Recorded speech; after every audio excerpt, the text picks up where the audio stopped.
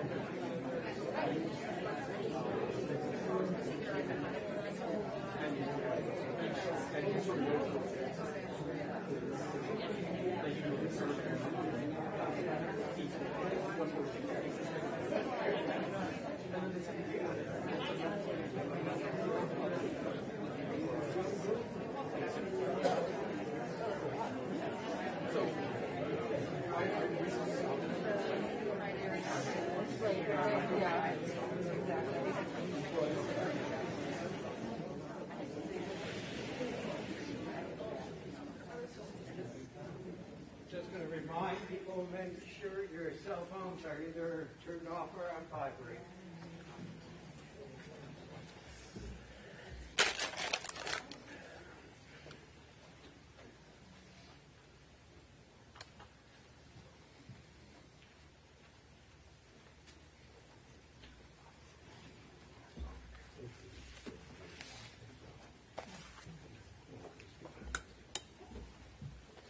I guess you're back good already.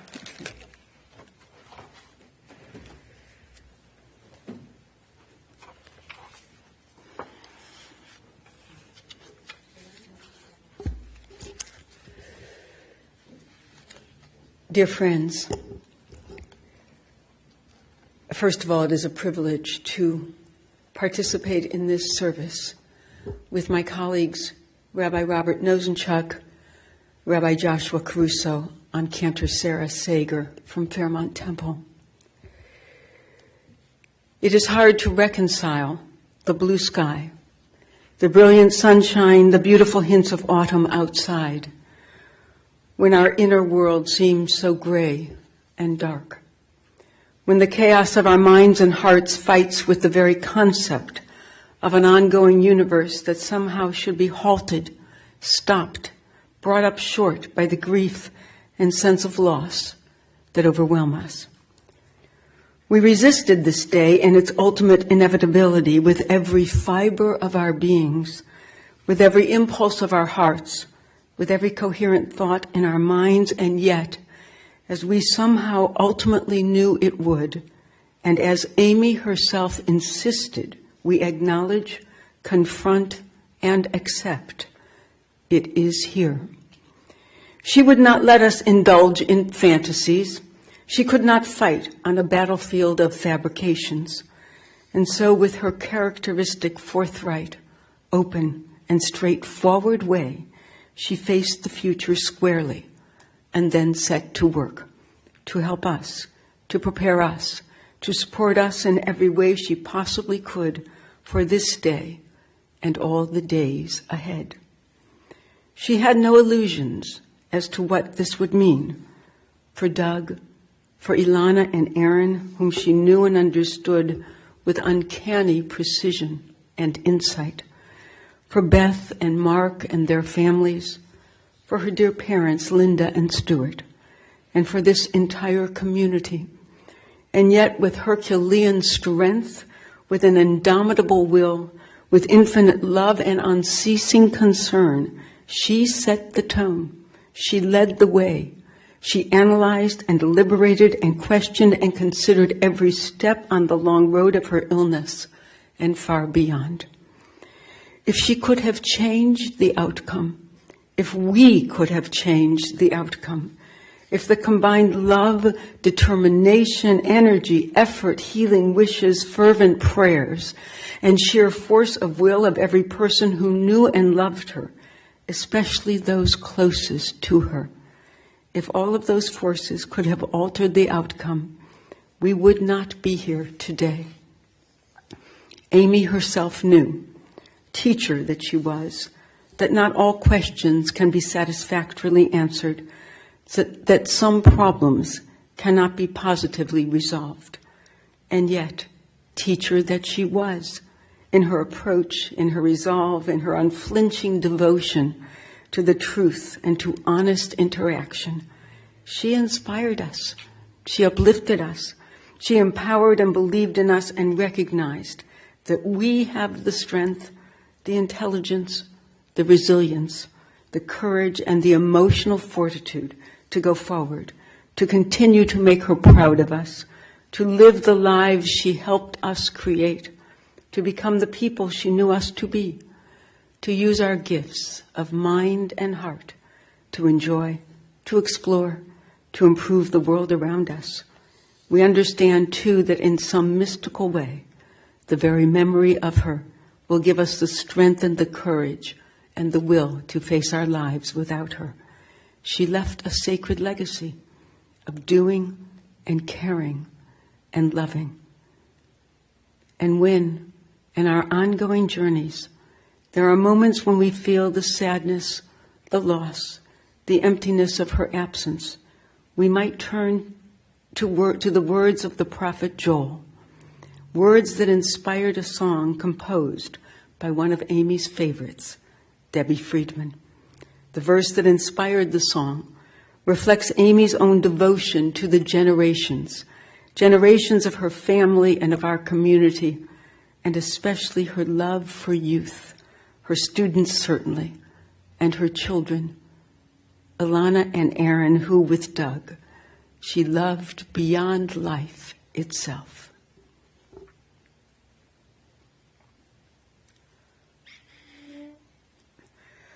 Childhood was for fantasies and nursery rhymes and toys. The world was much too busy to understand small girls and boys. As I grew up, I came to learn that life was not a game, that heroes were just people that we called another name. And the old shall dream dreams, and the youth shall see visions, and our hopes shall rise up to the sky. We must live for today, we must build for tomorrow. Give us time, give us strength, give us life. Now I'm grown, the years have passed, I've come to understand there are choices to be made, and my life's at my command. I cannot have a future till I embrace the past. I promise to pursue the challenge. Time is going fast, and the old shall dream dreams, and the youth shall see visions, and our hopes shall rise up to the sky. We must live for today, we must build for tomorrow. Give us time, give us strength, give us life. Today's the day I take my stand, the future's mine to hold. Commitments that I make today are dreams from days of old. I have to make the way for generations come and go. I'll have to teach them what I've learned, so they will come to know that the old shall dream dreams, and the youth shall see visions, and our hopes shall rise up to the sky. We must live for today, We must build for tomorrow. Give us time, give us strength, give us life. Give us time, give us strength, give us life. Give us life.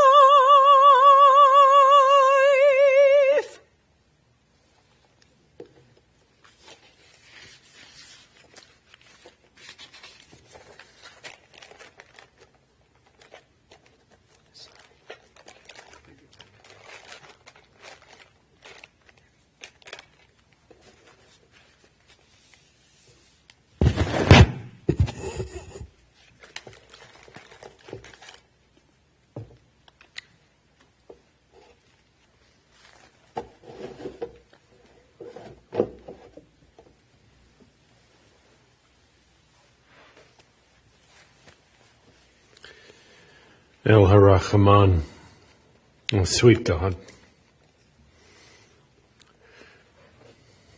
We are missing a beloved friend.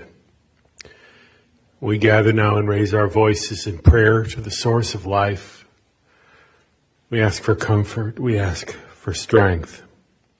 Be with us, God. Hear us. For is there sorrow greater than when a young person dies? Where to find consolation? Only in reaching out to the bereaved. Only in letting Amy's loved ones' tears fall upon us and their righteous anger break against us. Let our love and our deeds imitating hers speak for us. In the presence of boundless grief, the poet said, Ein od tefillah b'sfatai, there is no longer a prayer on my lips, and yet we pray. We must. And we cry because we cannot do anything else either. Oh God, be now with Amy's stricken family. Help them draw near to one another. Teach us all to place our arms around them. One of the ways in our tradition that we do so, it is customary during the course of a Jewish funeral to read from the book of Psalms. The psalm that came to mind for me today in tribute to Amy, well, it's really just a fragment of Psalm 68, a small shard of a whole hymn of praise, in which the composer of the Bible describes God as the one who, in the Hebrew, Yom Yom Ya'amas Lanu, day by day supports us, helps us bear our burdens. Ha'el Yeshuatenu, it says, describing God as the one who delivers us from agonizing straits. Today, in memory of our beloved Amy, caring and thoughtful spouse, loyal and intentional daughter and sister, devoted and protective mother and friend. I know that I am grateful that she has been delivered out of the agonizing burdens she had to carry, the weariness and frailty that had overcome her physical presence on earth. And I remember, like they were yesterday, times of joy in which, despite a fight with cancer, Amy was able, yom yom, like the Psalm says, day by day, to bear her burdens, to contend with aches and anxieties, seeking only times of profound hope and light, joyful days in the growth of her family and her community. I remember just a few months into this terrible and isolating public health crisis in which we still endure, gathering outside of Fairmount Temple with Amy and with her family, with Alana standing prominently before them. The Torah from our sanctuary held in my arms as we shared an outdoor confirmation blessing with Alana at social distance, asking of her then only that her sense of decency and purpose and appreciation should deepen through the years as she grows into the Jewish young woman she is, as she confirmed her faith. But because of where I was standing, I had not just a view of Ilana paying close attention to my words, but of Amy. Eyes wide open, heart full, grateful to a source of life that she was still fully alive to appreciate such a moment. I won't forget that sight.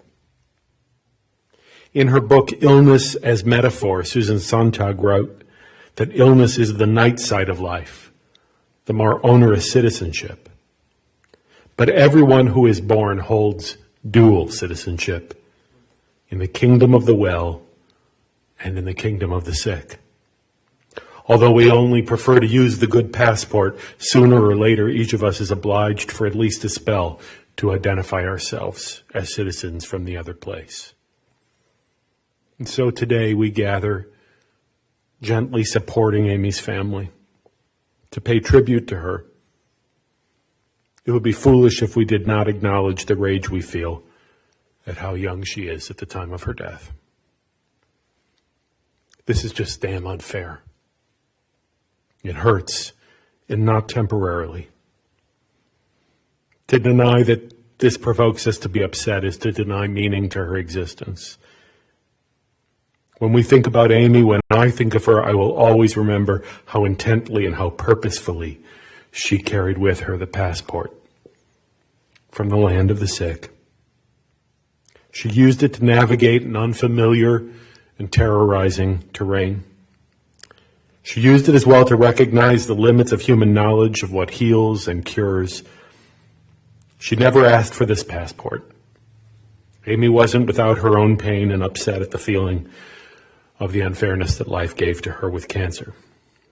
But she clung as well to the passport from the land of the well. She held it as a goal to become equal in her conduct. Like nearly all of us who've dealt with cancer in our family, she knew that one of those passports expires before the other.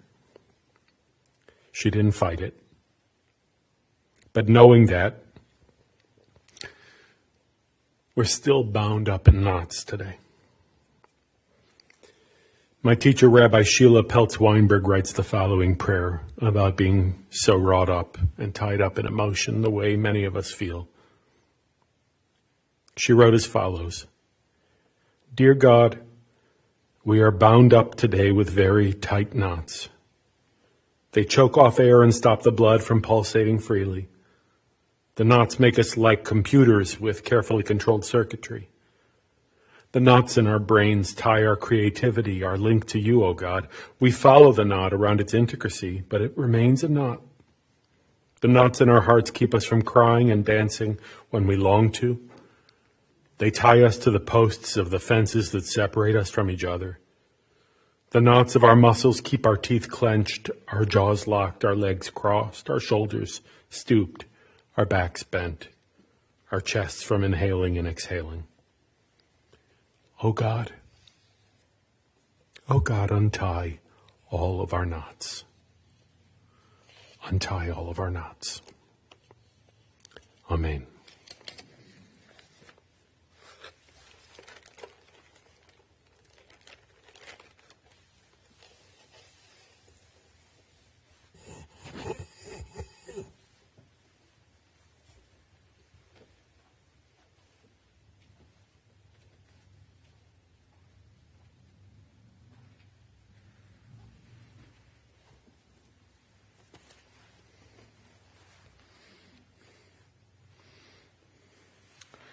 I invite you to join me now in the recitation of Psalm 23. Adonai is my shepherd, I shall not want. God maketh me to lie down in green pastures, leads me beside the still waters, and restores my soul. You lead me in right paths for your name's sake. Even when I walk in the valley of the shadow of death, I shall fear no evil, for thou art with me. Your rod and your staff, they comfort me. And you have set a table before me in the presence of mine enemies. You have anointed my head with oil. My cup runneth over. Surely goodness and mercy shall follow me all the days of my life, and I shall dwell in the house of God forever.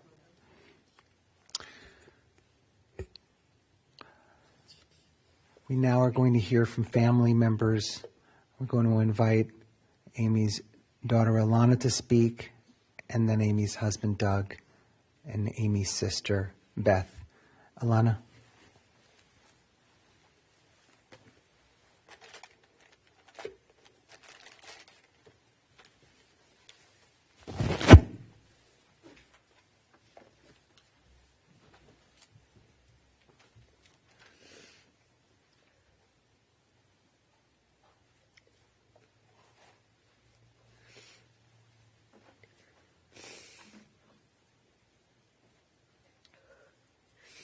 My mom was the strongest, bravest, most amazing person I knew. She was loving and kind and thoughtful. When she was first diagnosed with cancer in 2012, she fought so hard to be there for my brother and me, hardly ever complaining about her situation. And she got 9 more years with us. Her strength and determination inspired me, but she never wanted to be defined by her battle with cancer. So I want to talk about who she was outside of being a cancer patient. My mom loved my brother and me so much. She was always willing to listen to us, and she knew how to tell a joke at just the right moment to make us laugh when we were sad.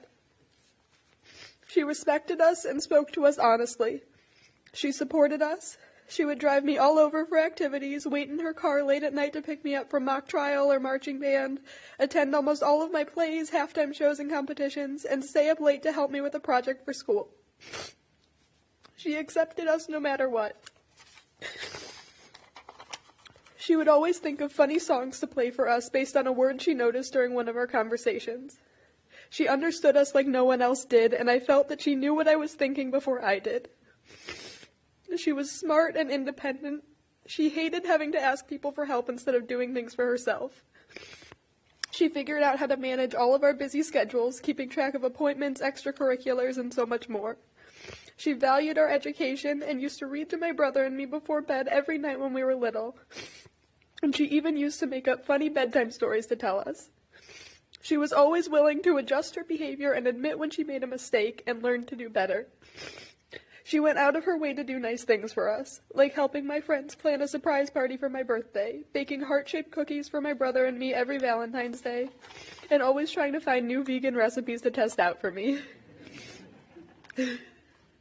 She would write notes to put in our backpacks when we went to school and in our suitcases when we were away from home. She had a special way of making me feel safe and like everything was going to be okay. There was so much more I could say about my mom, but no matter what I say, it would likely be an incomplete explanation of who she was and how much she means to me and so many people. So I will just say this. To my mom, thank you. I am so grateful for everything you have done for me. I am so proud of you. I miss you, and I love you so much.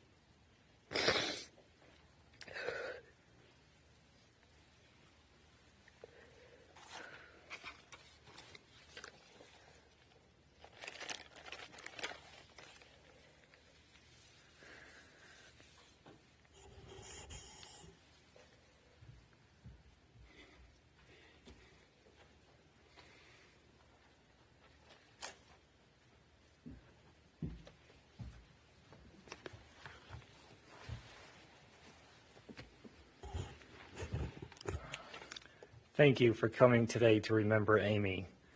Next, I want to thank all of you for your kindness and offers of help during this difficult time for our family. We appreciate it, and it does make a big difference. I want everyone to know that. In February 2002, I went to B'nai Yeshurun congregation to help set up for the Purim Carnival after I saw the event listed in a Jewish singles newsletter called The Spiral.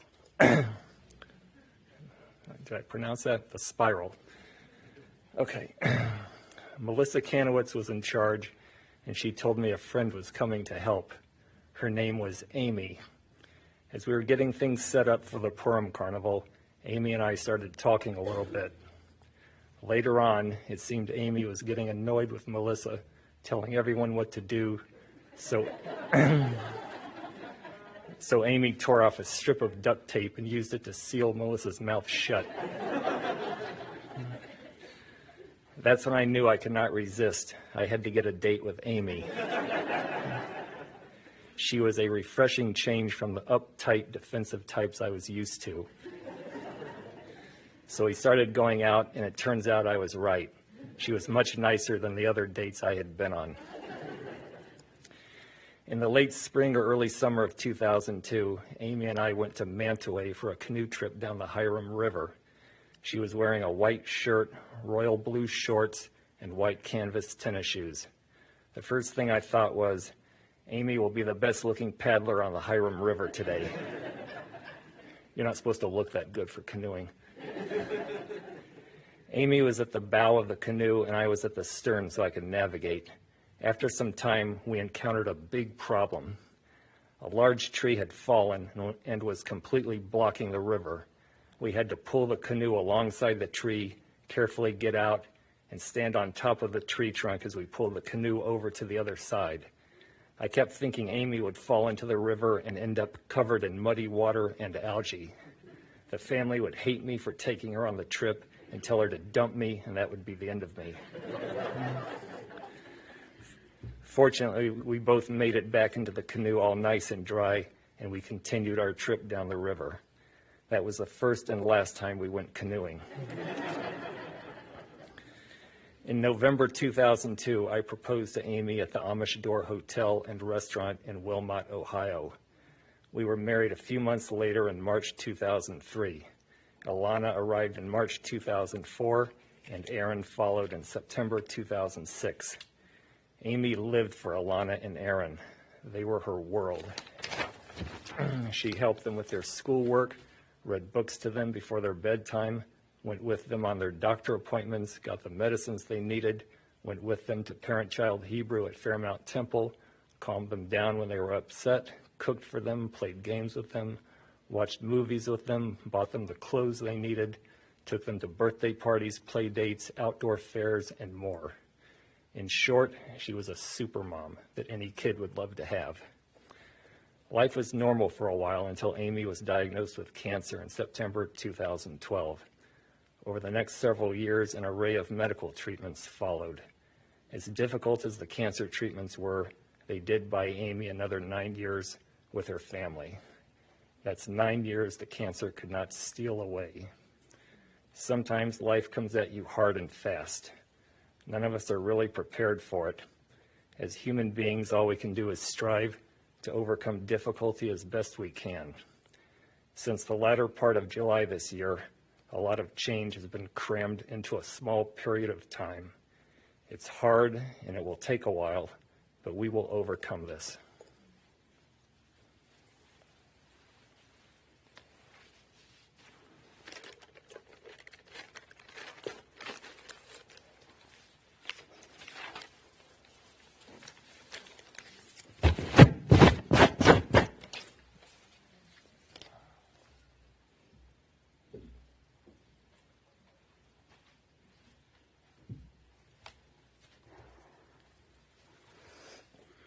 Kind of hard to follow. Don't cry, she said. If you cry, I'll cry. Amy said this to me after she shared with me the results of one of her scans. My world started to crumble.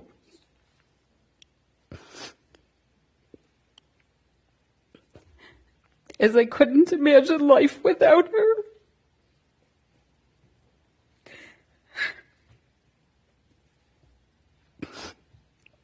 She's always been my big sister, keeping me company when I was afraid of thunder, keeping me company in the dark, cold living room when we got in trouble for talking when we were supposed to be sleeping. As we got older, she never seemed bothered, well, maybe a few times, that I was that younger sister. I often followed in her footsteps in terms of activities and eventually to college. After I graduated, we eventually shared an apartment and then a house. We were often together and shared in many of the same friends. Even after we got married, we talked all the time. She used to call me every morning to check in. I expected that call yesterday. And we'll miss that check-in. We talked all the time. My boys know we had a routine. When we'd get in the car, we often called Aunt Mamie to say hello, ask her about her day, and let her know about ours. Aunt Mamie was quite special to my boys. They adored her, and she adored them. Everywhere you turn, there's something from Amy. That blanket, yes, you're wrapped in her love. Those books, Aunt Mamie ordered them for you. That shirt you love, yep, from Aunt Mamie. As her health was declining, I made sure she knew she would not be forgotten. Ilana and Aaron, I want you to know how much Mommy loved you. Her whole life she wanted children. For those of you at her wedding, you might remember I said she wanted 14.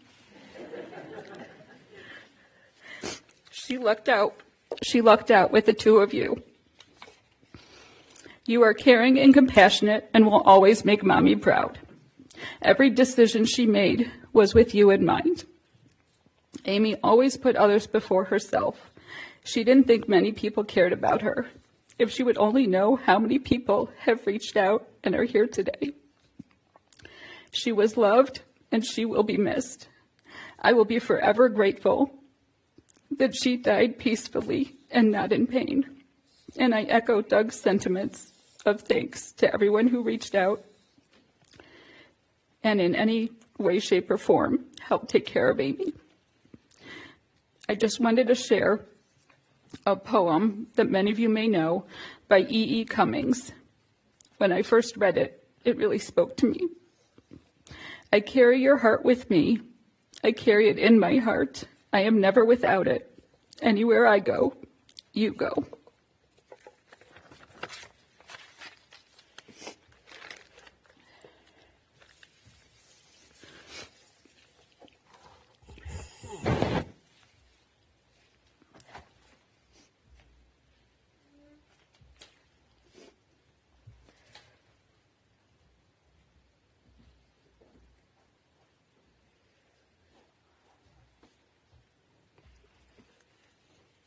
Thank you for those exquisite tributes to a very special human being. Another of Debbie Friedman's melodies as we pray not only for peace for Amy, but for peace for all her loved ones and all of us. Oh, say shalom. Bimromav uyaseh shalom aleinu ve'akol Yisrael ve'imeru amen. Oseh shalom bimromav uyaseh shalom Aleinu ve'akol Yisrael ve'imru amen.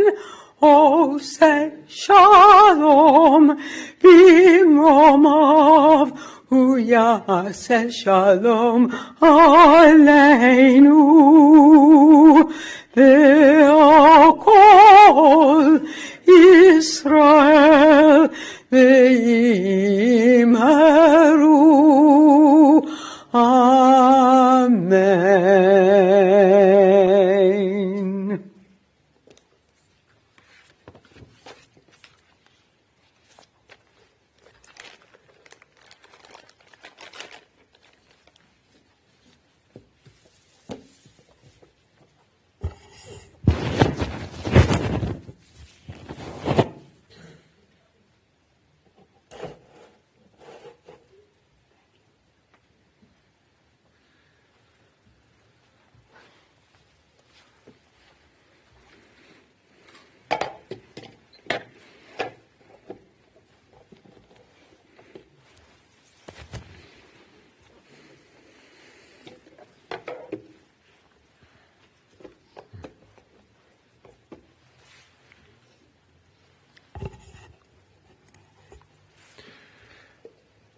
The family made this time today 4 o'clock for the funeral, specifically because they wanted the greater community to be here. Not only Alana and Aaron's friends, but her school community, many of you who are here in force and in love, and meant so much to Amy. So on behalf of the family, thank you for bringing your love and support. You know, Beth, you talked about the fact that truly Amy wanted 14 children. And being a mother completed Amy in a way that allowed her to be a maternal presence, not only for her own 2 precious children, Alana and Aaron, but to the many students she shepherded through the Mayfield City Schools as an intervention specialist. Jewish wisdom guides us: find yourself a teacher and acquire yourself a friend. Our tradition holds up the vocation of teaching as the highest of callings. Rabbi even means teacher. It's what we all aspire to be. A teacher in Judaism has been likened to being a parent. And Amy treated each one of her students as if they were one of her own. Once Amy became your teacher, you naturally found yourself a friend too. Amy's colleagues sang praises for her talent, her skill, her work ethic, along with her kindness and her easy rapport with the teams she supported and led. I want to thank our friend Amy's good and longtime friend Daniel Kallmeyer for helping spread the word to other teachers, share some of their memories and reflections with me that I'll share now. I just want to say in advance, I apologize if I'm not able to share everything. I received an abundance of notes and emails that were truly overwhelming and spoke to what she really meant to each one of you. Jody Otto, a colleague at Mayfield, said, her love for the kids was unmatchable, and they in turn adored her. There were so many times when students would come up to Amy in the hallway trying to get her attention or to make her laugh. Amy saw the good in all her students. She sat in countless meetings, telling wonderful stories of kids to their parents, making sure they heard the positives before stating weaknesses. Amy was also extremely intelligent, Jody writes, using her insight and resources to try and problem-solve situations when there was no clear-cut reason as to why a student wasn't progressing or what else she and her team could do. She was such a kind, loving, and empathetic friend. She hated when people she cared for were struggling and offered everything she had to make a situation better. Danielle, you had shared, as a fellow longtime member of Fairmount Temple with Amy, you had also shared some thoughts and remarks with me. You said, she fought for her students and her own children, always advocating for their best interests. She had a wonderful relationship with her students, knowing when to joke and share a laugh, when to encourage, and when to be firm. She was knowledgeable in her field and a team player. She was kind, caring, and loving. Just a few other comments. She was the most kind-hearted soul I knew. She touched so many lives, and I'm blessed to have called her my friend. Another comment. She was a light in my days at school and was a person who would always listen to one's concerns and thoughts. I know she made my life so much richer and better. Another one. Amy was a caring teacher that took time to get to know her students personally as well as academically. She took students under her wing that needed extra attention and love. Amy celebrated students' accomplishments, both big and small. Thank you. So many of you shared your memories. Hopefully it was healing and cathartic for you to just share what you knew and the things that you would have wished you could share with her right now, although some of them you did, knowing that the days were short and you sent her messages of love and caring because you wanted her to hear them while she was still breathing. And you couldn't separate, for Amy, the person from the teacher. They were all connected and part of her. She was like a parent to her students and a wise and loving teacher to her children.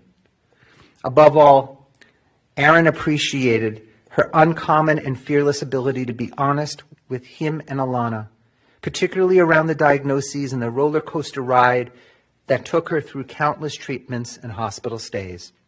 Erin, you said, she found a way to be bold and blatant, but it didn't scare us. You said that she was straight with you, and she put things plainly. Even when she would say, things are not looking good. The kids knew that their mom was treating each one of you as an adult. And they in turn developed unbounded respect. You, Alana, and Erin, you already had that respect for her. But the admiration grew, not only because she was your mom, but because she was a resilient force, not to be underestimated. She was a hero to you. She modeled what it meant to live bravely. And at the very same time, that fierce tiger mom could be gentle and loving to her cubs. When you needed to express your anxieties and your fears and your challenges, you needed to get in bed with her, cry a little, talk a little. She was always there to listen to you. She had an infinite amount of patience and understanding. Alana, you said it best. She just knew you. She knew what you were going to say. She knew what was going on in your minds. And with all that said, Erin stressed that Amy never wanted to be defined by the illness, just like you said, Alana. The two of you could see through the many maladies and simply admire your mom's kindness, her smarts, her wit. She could be tender, but she could also be stern and admonish when it was time for certain behaviors to cease. She sometimes did that right in front of me. But it was all in love. She held you. If she admonished you, she was holding you at the very same time. She knew you so well, and she understood what answer, reply, or suggestion you needed to hear in that very moment. She loved being a mom, crafting clever costumes for Purim or Halloween, like the jellyfish with an umbrella, carrying an umbrella, Cinderella before and after, and putting together a costume where you actually were dressed like a laundry basket, which I'm still trying to put together in my head. You'll have to show me pictures. And if you knew Amy, as sweet and serious as she was, she also had a wonderfully acerbic and dry sense of humor. Mark, Amy's brother, and Beth's twin, recalled how the two would exchange barbs and bad jokes. I mean, this went back way, way, way long into your childhood. But as you grew older, those barbs and jokes were a release valve for dealing with hard circumstances. Mark took jabs at Amy as she began chemotherapy about the prospect of losing her hair. But Amy gave it right back to you, Mark, in spades. That was part of the banter and part of the love. Beth remembers sharing a room with her big sister. To share Beth, and you looked so much up to her. Yes, when the thunder and the storms came, you might even follow her into the bathroom if you were a little nervous. And yes, even when you had to come downstairs because you were reprimanded, that was kind of fun too, because at least you could be with your sister the whole time. And Beth and Amy overlapped for a couple of years at Miami University. Beth, you neglected to share that you both were royalty. You were Hillel co-presidents at Miami University. That really doesn't surprise me. You loved being Jewish, both of you. You loved sharing your Judaism with each other and with others. Judaism was expressed externally on Shabbat and the Jewish holidays, Sunday school. But you and Amy, you felt your faith deeply, deeply inside, inculcated in you from your parents and your family. Anybody who knows this family knows their kishkis are very Jewish. They live it. It was important to help heal the world as a Jew. Amy served for a number of years as a Jewish big brother, big sister. These were things that you didn't check off a list or you didn't do because she felt guilty. She did it because this is what Jews do. This is what people of faith do. This is what people who care about the world do. And it came as second nature to teach Sunday school. Amy and Beth sometimes co-taught Sunday school, which you did at a few small synagogues, including Bethanu. As a child, Linda and Stuart recalled that Amy was smart and studious. Often she had a book in her hand. Sounds familiar to Max. And that never changed.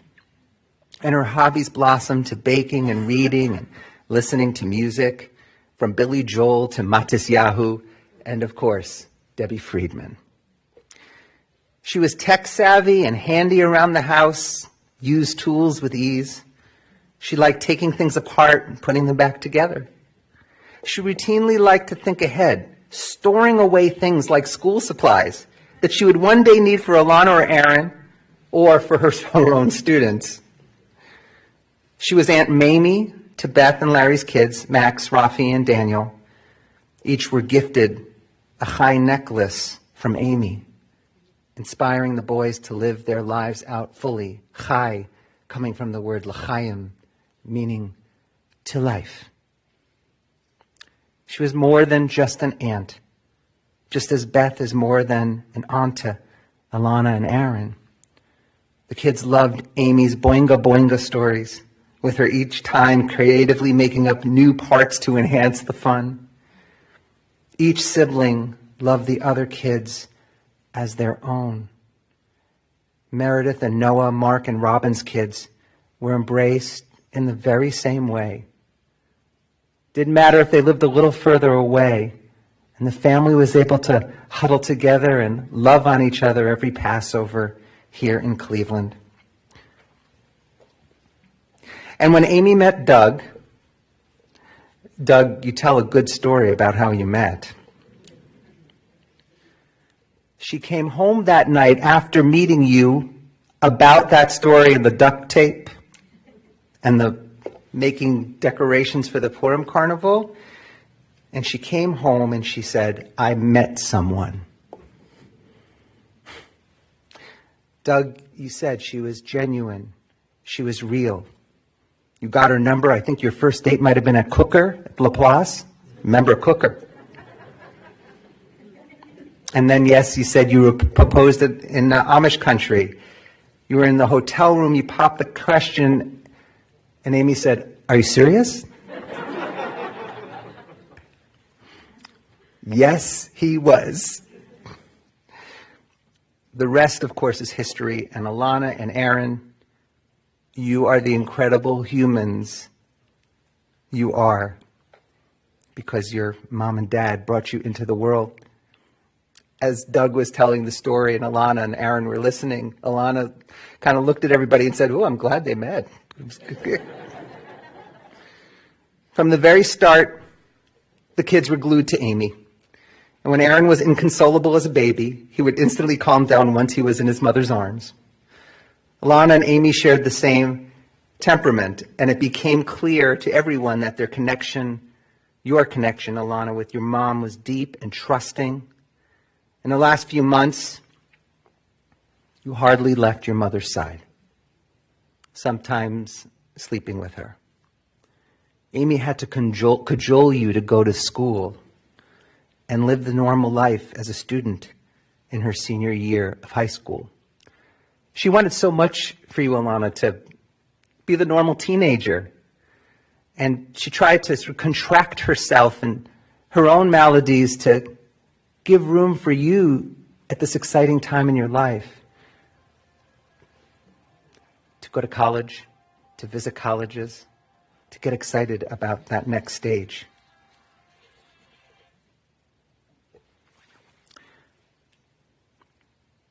As if she knew that tangible things would outlive her, Amy made sure to give Aaron a necklace with the words of the healing prayer, and a hamsa to Ilana, a symbol of divine protection and love. She gave out these items knowing that someday you'd look back at them and always remember her and what she was trying to tell you with these items. Jody writes, as a mother, Amy was remarkable. She found her place in life when she got pregnant with Ilana. That was what she was meant to be, a mother. She showed us endless pictures and funny texts on her phone, talked about every accomplishment the kids had in her own humble way, and talked about how she emailed this teacher or that teacher to advocate for what the kids needed. Amy always had her phone with her to be available for Ilana, Aaron, or Doug if needed. And family was everything to her. She never smiled more than when the kids were with her. They are a testament to the kind of woman she was, and she will live through them now. There was something special about Amy. She carried wisdom with her, deep, deep wisdom, ancient wisdom, that reminded us all that she knew things that the rest of us were still striving to capture. Kind of a Mother Earth personality. She seemed to be content even in her discomfort and pain. She knew something. Amy's spirit transcended the physical, and her strength seemed superhuman. In lieu of staying in her own emotional grief, she continued to think ahead and to place her attention squarely on the future and her children. Ilana and Aaron, the thing she wanted most is to see you both live your best lives. And that is how you will most honor her memory, by living strong, beautiful, beautiful lives. Aaron, you will carry that Misha Berach prayer with you as a reminder that you will heal with the support of your family and your community. And Ilana, you will wear that hamsa as a symbol of resilience and protection. Mom will always be watching over you, smiling at your joys and strengthening your resolve when you come upon a challenge.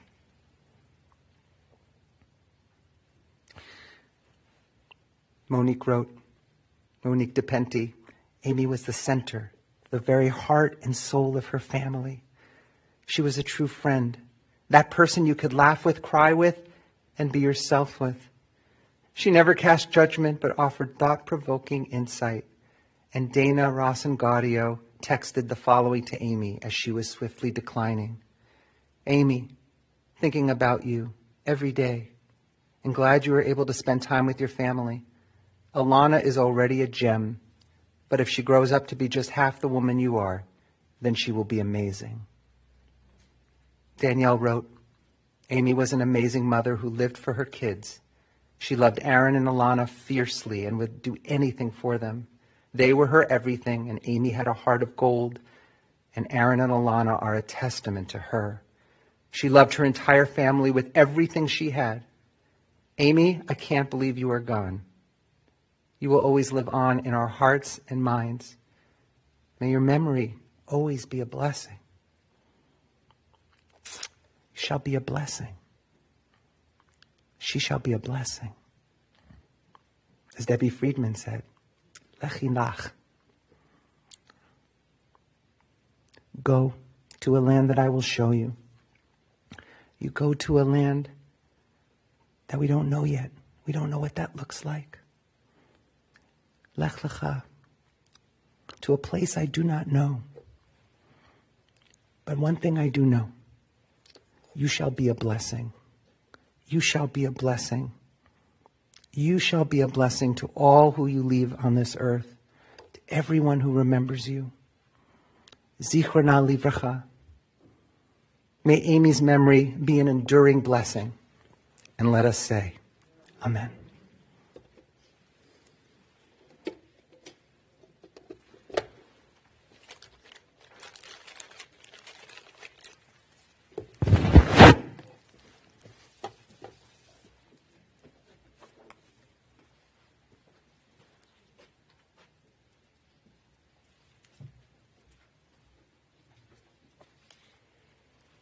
Let us rise, please.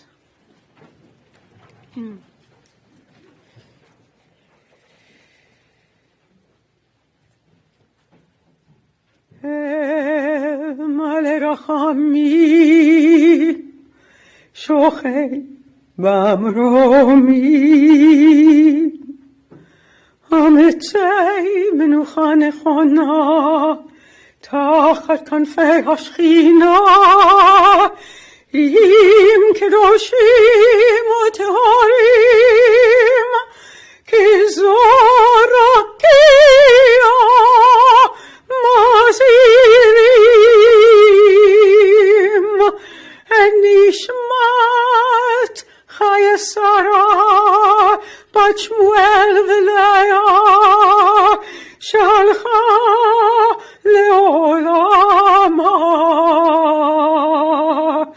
בעל הרחמים יסתיריה בסתר כנפיו לעולמים. ביצרו חיים את נשמתה, אדוני הוא נחלתה, ותנוח בשלום על משכבה, ונאמר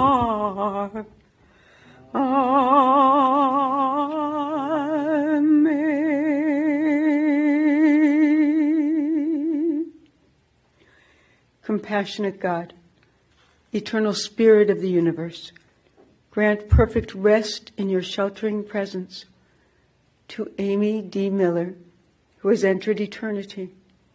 O God of mercy, let her find refuge in your eternal presence, and let her soul be bound up in the bond of everlasting life. God is her inheritance. May she rest in peace. And let us say, Amen.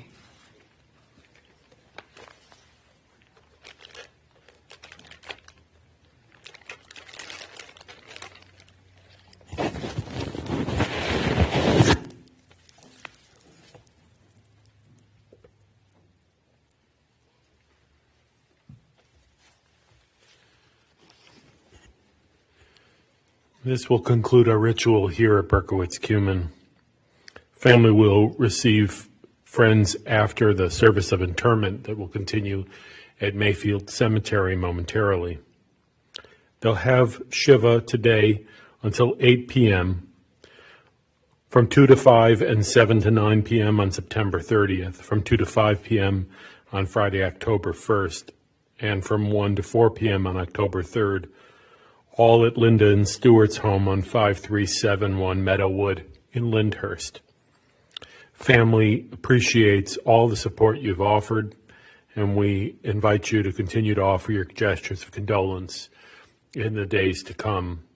As you attend Shiva and approach the family, they so appreciate how you've approached this funeral, and they request continued wearing of masks and to attend Shiva only if you are vaccinated. Friends who wish may support the family and remember Amy beautifully with a gift of tzedakah, of support to causes she cared for, including NAMI, the American Cancer Society, the International OCD Foundation, or the Hospice of Western Reserve. Thank you. I ask the pallbearers to step forward.